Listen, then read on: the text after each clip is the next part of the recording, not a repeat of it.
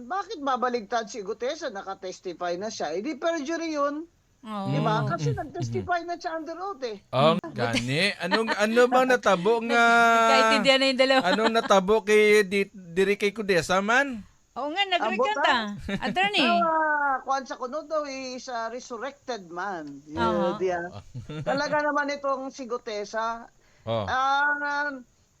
Nakita ko lang yung statement niya eh. Oo Kaya ang nga, dami oo nga. tumatawag. Oo. Sabi niya dun sa statement niya na, di ba bumaligtad na siya? Yes. Na hindi daw totoo yung lahat ng affidavit niya at sinabi niya dun sa Blue Ribbon hearing ni Senator Marcoleta. Mhm. Sabi niya, pinilit lang daw siya ni Senator Marcoleta at ni former Kong Mike Defensor. Okay. At sinabi pa niya na may tumawag sa kanya na galing sa opisina ni Senator Marcoleta Mhm. at inalok na kung gusto niya akong tawagan si Attorney Guanzon para sa kanyang salaysay o affidavit ay bibigyan siya ng numero. Mhm. Kaya pati ako, Nadami dito. parang ibig niya sabihin kasama ako doon sa conspiracy ni na Senator Marcoleta at Mike Defensor na Okay. gamitin lang siya laban kay Martin Romualdez. Pero sinabi din niya na hindi naman daw siya nag-contact sa akin. Talagang hindi. Yung sinungaling na yan. Walang pakialam ko sa kay Gutesa na yan. Ang layo-layo naman paano ko magiging kliyente yan. Oo. Pero Baka inisip niya. Dinadamay ako. Kasi alam nila na siyempre friend ako and supporter of Senator Marcoleta. Kaya dinadamay na naman nila ako. Mhm. Pero may magagalit dyan sa ginawa ni Gutesa, si Ombudsman. Mhm. Mhm. Attorney, itong si Gutesa, after niyang tumistigo doon sa Senate Blue Ribbon Committee, biglang nawala, hindi na siya naging visible. Attorney. Nagtago siya o pinatago siya. Mhm. Sigurado naman, hindi naman Ako obvious naman yan. Bakit babaligtad si Gutesa? Nakatestify na siya. Hindi perjury yun. Oo. Diba? Kasi nag-testify na siya under oath eh. Oo nga. Kung pinabit lang niya, walang perjury dahil di naman siya nakatestify. Nag-testify siya doon. Kung pinilit lang siya, dapat di ba makikita mo naman kung ang behavior ng taong pinipilit. Kaya Opo. sigurado na maleta siya. Na mali. Na maleta si Gutesa. Okay. Pero sa tingin Okay, mo Glenn. rito, attorney, kasi nung una mayroong yung mismong 18 mari, may 4 na bumaligtad, di ba? Tapos sumunod to si Gutesa. Sa tingin mo, sino yung mga nasa likod dito para itong mga taong ito ay bumaligtad sa kanilang mga unang testimonya? Sabi ko mga under oath to si Gutesa. So, sabihin, lahat ng mga niya pinagsasabi niya doon ay pawang katotohanan. Pero ngayon, nadiin yung dalawa. Tingin mo, anong klaseng tactic to? Sino ba ang beneficiary niyan? Yung Ayun. pagbaligtad ng 4 na yun at ni Gutesa, hindi ba si Martin Romualdez? Ayun. So, kung sino yung beneficiary niyan, siyempre siya yung pagdududahan natin. Siya yung may nito, na gumalaw nito. Ngayon, ito problema na yun, yung 4 na yun, at ni Gutesa, dahil nag-announce na ang ombudsman, na pwede silang kasuhan yung 4 na yun, na kasama sa plunder ni Martin Romualdez.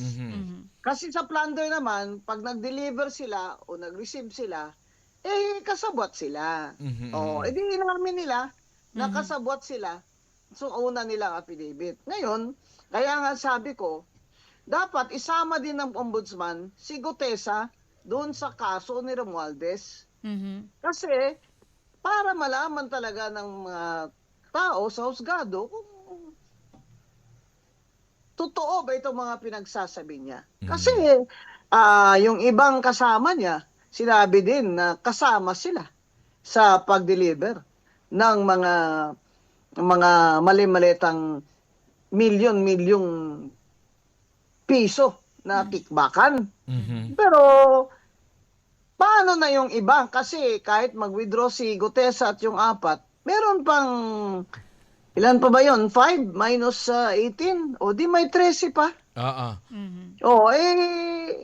May 13 pa na nagko-corroborate yung mga testimony nila na nag-deliver sila. Although Okay. hindi sila sabay-sabay nag-deliver, Oo. pero nagkakaalaman sila na nag-deliver sila na mali-mali tayong pera kay Martin Romualdez sa bahay niya sa Forbes Mm.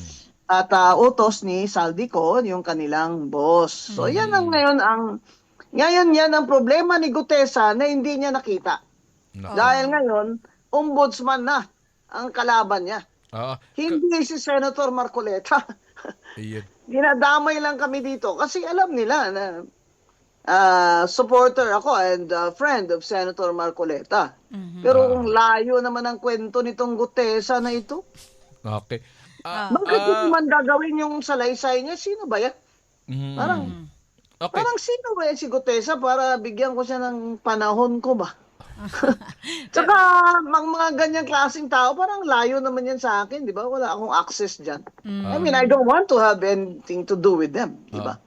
Ang binanggit mo kanina, attorney, yung mga nakinabang dito, yung pagbaligtad ng yung 4 na Marine at pagbaligtad ngayon ni Gutesa, sabi mo, ang makikinabang dito ay si dating Speaker Martin Romualdez. Pero, doon mismo sa zona ni Pangulong Bongbong Marcos, binanggit niya di ba, na uusad na yung kaso at hinahanda ang kaso laban sa dating speaker. No, hindi naman niya pinapangalanan. Parang hindi niya masambit yung parang si Darth Vader sa Star Wars. He who cannot be named. Ano ba? Oo. Minipit ba mga dila nila na hindi nila masabi ang pangalan niyang pinsan niya? Eh di matagal na po yung zona na yan. Aha. Napakatagal na. Last year pa, sinabi natin makukulong siya. Wala naman siya nakulong. Oo. Ngayon, kailangan patunayan na yan ni BBM at na Ombudsman na itong si Martin Romualdez ay hindi po yan untouchable. Ayan, Ngayon, si Gutesa, nadagdagan pa ngayon. Akala ni Gutesa nakaisa siya. Ngayon, sakit ng ulo niya. At ngayon, sigurado, pag dinamay siya ng ombudsman sa plunder case, kasama siya makukulong ni Martin Romualdez. Kasi hinog na yung kaso na yan Yan sinasabi ng ombudsman Hinog na yung kaso na yan ni Romualdez, pinag-aaralan mabuti. Kasi siyempre si Romualdez, maraming abogado, maraming pera, di ba?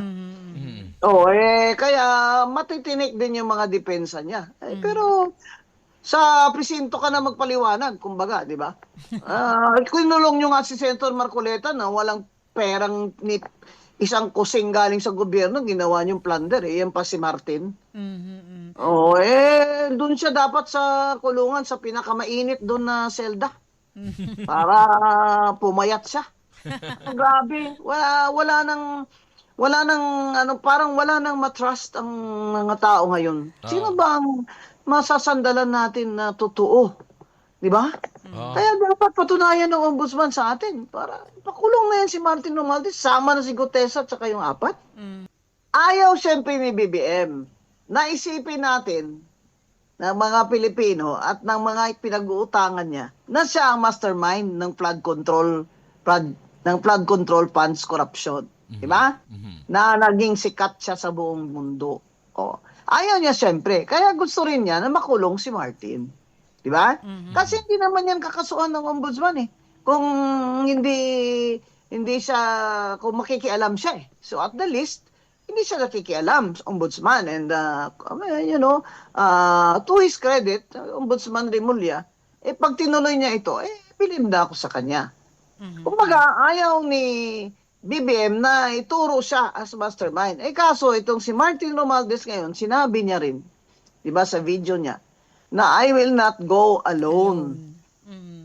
I will take you with me. Marami akong alam sa Magtuturo din administrasyon siya. nito. Oo. Magtuturo din siya. Kung ikukulong na rin lang din siya, di magturo na rin siya. Hindi ba? Parang gusto natin malaman ang katotohanan. Di sige, pero kulong muna siya. Unfair naman yon. Si Senator Marcoleta at si Mike Defensor at mga kasama, kinulong nyo sa campaign funds, campaign donation. Ano yung plunder? Tapos, ito, maleta, may testigo na. Hindi pa nakukulong. Yun nga ang ng mga tao na, hindi na injustice na ito kay Senator Marcoleta at kay Mike Defensor, itong ginagawa ng ombudsman. Matutuwid niya lang ito kung si Martin din ay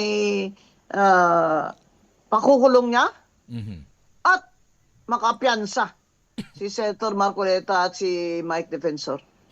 Possible ba na makapaglagak ng bail ang dating senador, attorney? Opo, pero siyempre it will take time, no? At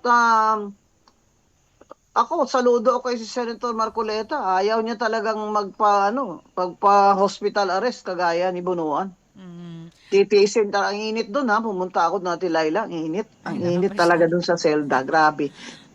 Kasi yung fifth floor, bubong na yun eh. Pinakataas na yun. Gusto ko nga ikulong na lang si Martin doon sa bubong na. Kayo talaga, Kasi attorney. siya talaga ang pinakataas-taasang sak na sasakdal, di ba? Lagyan siya ng doon parang rooftop, ano ba tawag doon? Roof deck. Roof deck. Mga ganyan. Yan. Atik lang, atik. Atik na lang daw, atik na para lang daw, medyo atik. social, atik. Atik, So, ayaw talaga ni Senator Marcoleta, ayaw na matanda talaga. Sabi niya, hindi ako mag-hospital arrest. Diyan ka mahiya, Secretary Bunuan, kaya magturo ka na. Okay. Dito sa At least may naman pasalamatan sa iyo yung mga apo mo. Di ba? Yan ang advice ko po. Unsolicited advice sa Secretary Bunuan. Okay. Yeah, Okay. ako Sige, muna. sige, Ako sige, muna. sige. Dito sa pinirmahan na affidavit na bago nitong si Gutesa, attorney, ang haba ang haba nung kanyang pinirmahan at bagong affidavit. Ano ang maaring nabanggit niya, pwede siyang kasuhan? Ibig sabihin ba bababaliwala na yung una niyang affidavit dito Ayan sa ang bago? gusto niya. Oo. Gusto niya, ganun. Pero kung ayaw ng ombudsman, dahil sinasama, kasi ganito ang problema ni Gutesa. Yung salaysay niya, ang dati niya affidavit sa Blue Ribbon ni Senator Marcoleta, ay na-touch yun ni Ombudsman Rimulya, sinama yun sa mga ebidensya kontra kay Martin Romualdez. Ngayon, bumaligtad siya. Di ba? Kumbaga, he has undermined the authority of the ombudsman. Hindi naman papayag si Ombudsman Boying yan. Di ba? Kaya, kung ganyan siya, itadamay siya, kagaya ng 4. Sinabi na ni Boying Rimulya na pwede namin silang kasubat kasama kay Martin Romualdez, conspiracy. Di isama din si Gutesa. Kaya, ang dami pa niyang sat-sat, kahaba-haba. Sa totoo lang, ano ba talaga, Gutesa, na maleta ka? Yun lang naman ang tanong dyan eh. Kasi matagal mo nawala. Tapos ngayon babalik ka. Biglang nabago. Baligtad ka na. Babaligtad ka na. Nung nakulong na si Senator Marcoleta at si Mike, babaligtad ka. Aba, sinong kalaban mo ngayon? Hindi naman si Marcoleta ang kalaban mo ngayon. Kalaban mo ngayon, ombudsman. Mabigat. Yan ang problema ni Gutesa. Kasi kahit na may pangalawang salaysay siya, may cross-examine yan siya doon ng ombudsman. Kasi di ba magtitistigo yan siya kay Martin na hindi totoo yan, hindi ako nagdala, pinilit lang ako, di ba? Siyempre cross-examine siya ng ombudsman. Ano ito? Ano pala ito? Sinungaling ka pala. At ba't ka napapaniwalaan ng husgado? Sabi mo noon ganito. Tapos ngayon, nakulong na si Senator Marcoleta at saka kalalabas na pinilit ka lang niya. Ano to? Parang lokohan lang ang ginagawa nila? Oo, yun ang Diba? mangyayari dyan. Iko-cross-examine siya ngayon ng ombudsman. Okay. Dito sa pag-recant dito ni dito ni Gutesa. So, ano to? Yung kanyang pag-recant dito, siyempre, ilang mga sinabi niya nung una, ano yung magiging kainat na nito kung ibang mga tumitistigo ay nagre-recant, attorney? Oo nga, kaso pag nasama na ang affidavit nila dun sa ombudsman, hindi na papayag ang ombudsman dyan. Sinabi na ng ombudsman, pwede namin silang isama sa plunder, kasama sila kay Martin Romualdez sa kaso. Walang laban o bawi dito, di ba? Lumabang ka tapos wala. babawi ka. Touch move. Kung sa bata pa laro, touch move. Sa chest, touch move to. Touch move ba? Kung ano sinabi mo, yun na. Ombudsman. Sabihin nila, pag nag-recount ka naman, wala ka naman, di ka naman makukulong, ipapailan ka pa ng perjury. Ay, hindi po. Hindi lang po perjury ipapile sa inyo, Gutesa. Plunder po. Kasi sa plunder, kasama po ko sa conspiracy yung nag-deliver ng pera at saka yung nag-receive ng pera. O kaya kung para kanino yung pera. Yes, Yan. opo. Conspiracy to Oo. commit plunder. So, ibig sabihin, attorney, hindi lang si Gutesa, maging yung apat na nag-recant din, maaaring makasuhan kung Oo. gagawin ito, no? Itong Oo. sasampa ng kaso laban sa kanila. Pwedeng Opo, plunder and din. in fact, the ombudsman has already said that. We Okay. can, sabi niya. We can. Kaya namin, we can. Pwede namin isama sila sa kaso ng plunder ni Martin Romualdez. O ayan, sige. Sige, may maleta nga kayo, pero himas rehas naman kayo. So dito, attorney, para sa iyo, dito sa pananaw mong ito, kaya nag-recant, kaya bumaligtad si Gutesa, hindi dahil Para kay Romualdez. hindi dahil sa pressure ng gobyerno sa buhay niya, hindi dahil sa nagsasabi siya ng totoo. So, bumaligtad siya dahil binayaran siya ng kampo To ng Martin benefit Romualdez. Romualdez. Yun yun. Sino ba naman beneficiary di si Romualdez? O, Pero yun ako, yan ang suspecho ko. That is my opinion. Pwede ba naman si Gutesa? Pwede ba naman yan na wala na lang bigla, tapos babalik ngayon? Pwede ba naman yan na it's just he's being bothered by his conscience? Baka naman million-million yung conscience niya, ay mabigat na. Hindi nakakayanin. Ayun, okay.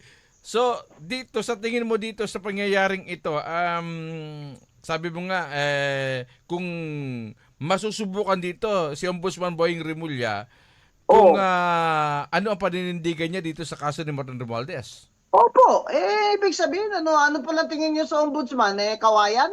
O mabali-bali nyo lang? O ano ibig sabihin, magkasabwat ba si Ombudsman Remulla at si Martin? Na maglaglagan na lang ng mga witness, hayaan lang ng ombudsman? O ibig sabihin yan nila, kung gagawin nila yan, magkasabwat pala? Talaga, mag-brad na ombudsman, Remulla at si Martin Romualdez. Pero sa tingin ko, totohanan siya ni Ombudsman Boying. Paano Kasi naman? yung tao talaga nagdidemand na na Apo. kailangan makulong na ito si Martin Romualdez kahit na yung mga nagpapautang sa Pilipinas. Diba? May tingin sila sa atin. Kung sige kayo corruption dyan, ba't naman kami papautang sa inyo? Baka wala na kayong pambayad. Tama, oo. Paano to, attorney, itong mga pag-recant dito ni Gutesa? Baka bigla namang maglilito naman ng isang video si Saldi ko na patutunan niya. Hindi! Inutusan ko yan si Gutesa na mag-deliver kay Martin Romualdez. O, di yari siya. Baka bigla maglabas ng video ulit. Alam mo naman, nananahimik si Saldi ko eh. Palagay ko na wala ng power si Martin pag nakulong na siya.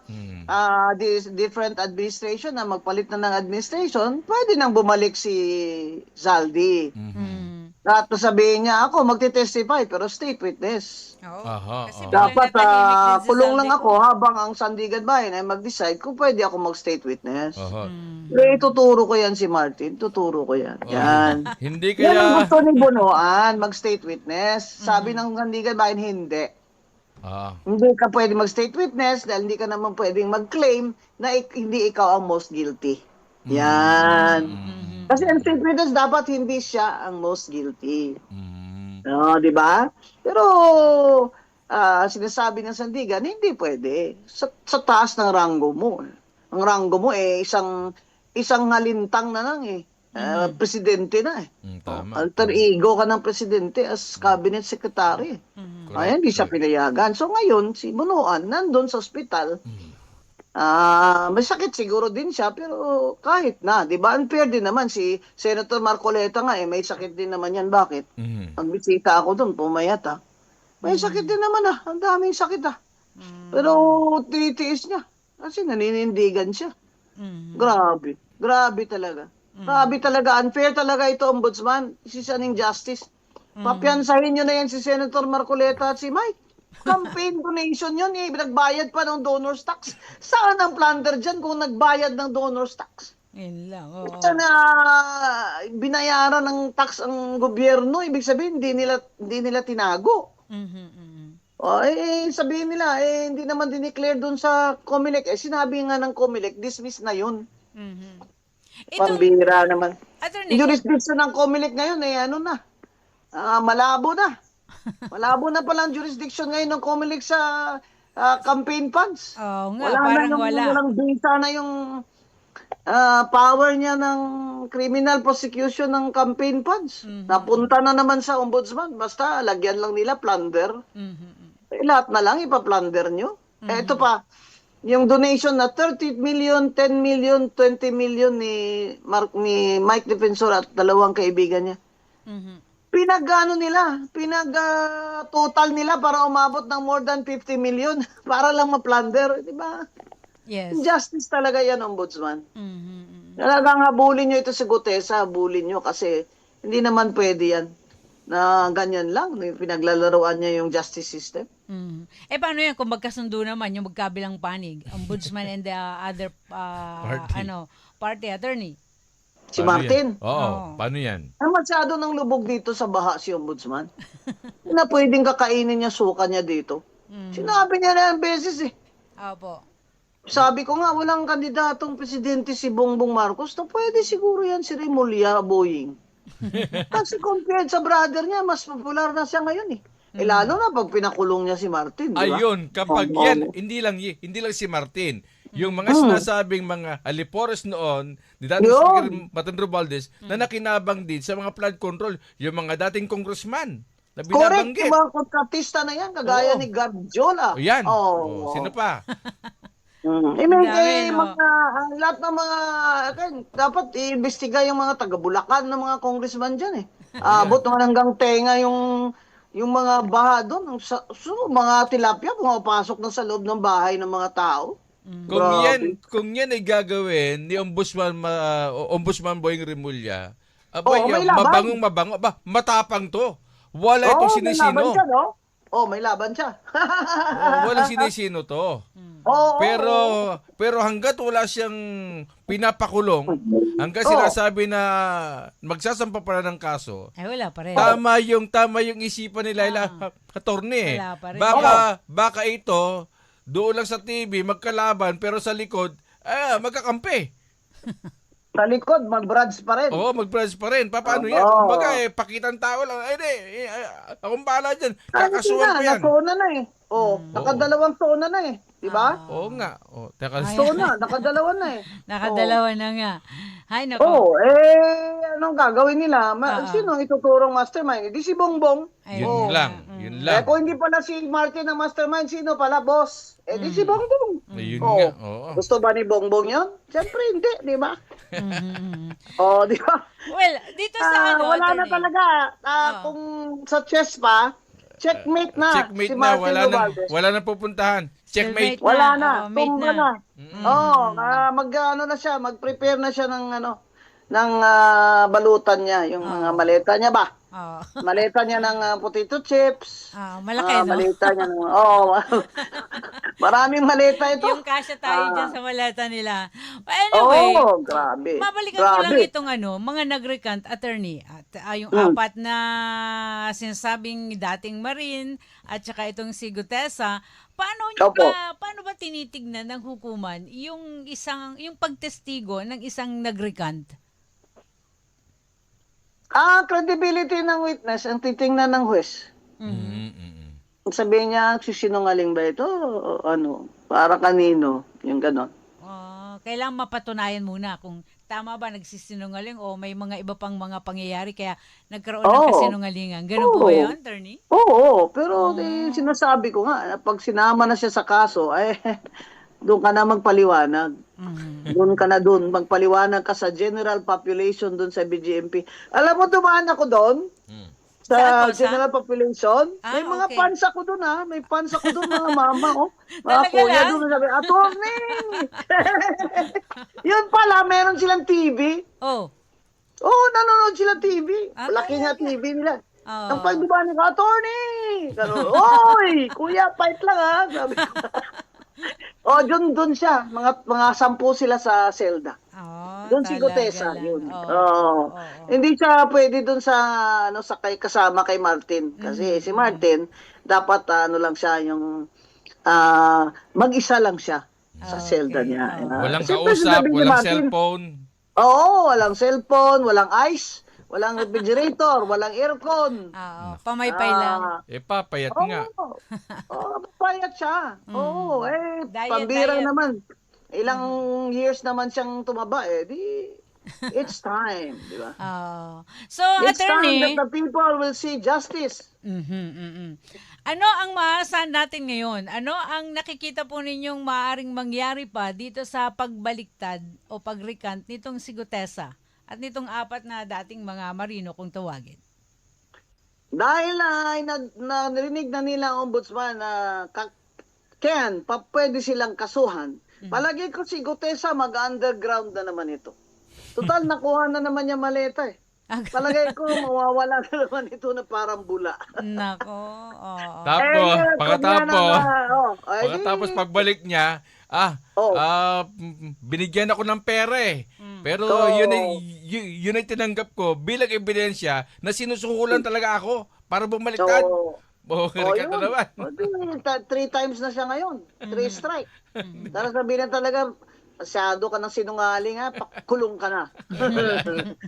Kulong ka na. Okay. Doon ka na magpaliwanag sa Sandigan Bayan. Yan dapat Ombudsman Rimulya, para po naman po yung hustisya kami. Panindigan nyo naman po yung mga sinasabi nyo. Pakulong nyo na si Martin. Magbi-birthday na po ako next week. Kala pa rin si Martin. Di pa rin nakukulong. May birthday ka ba? Tapos, Ombudsman Boyeng. dapat next week dito ka ng Miyerkules dito sa Usapang Matino. Opo. Ayun. Pagpapansin po Ayun. tayo dyan. Ayun, ngayon pa lang.